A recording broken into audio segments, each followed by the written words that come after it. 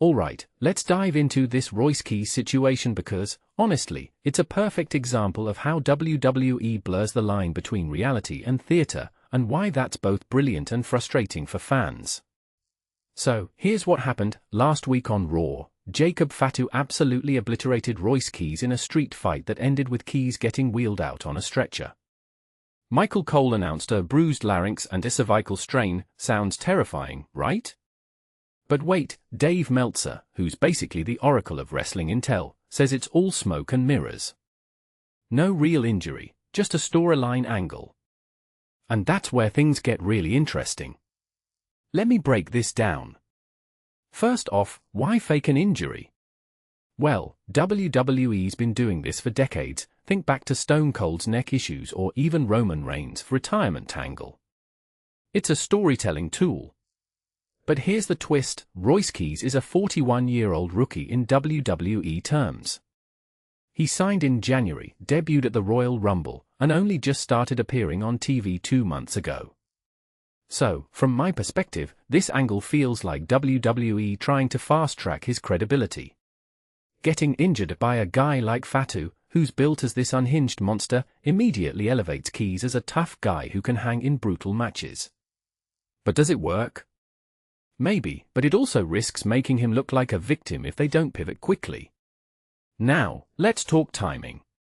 This attack happened 2 days after Keys, LA Knight, and Solo Sikoa beat Fatu and the Usos at SummerSlam.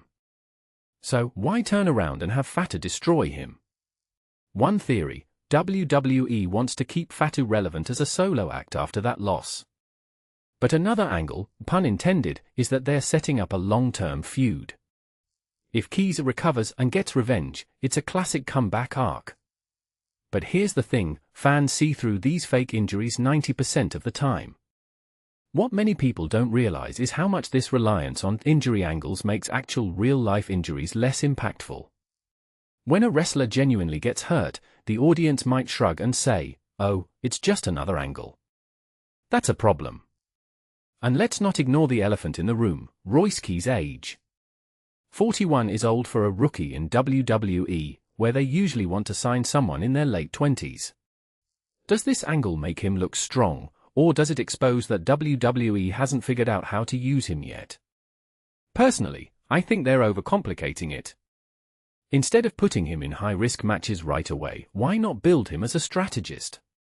But no, WWE's default is always get over by getting beat up.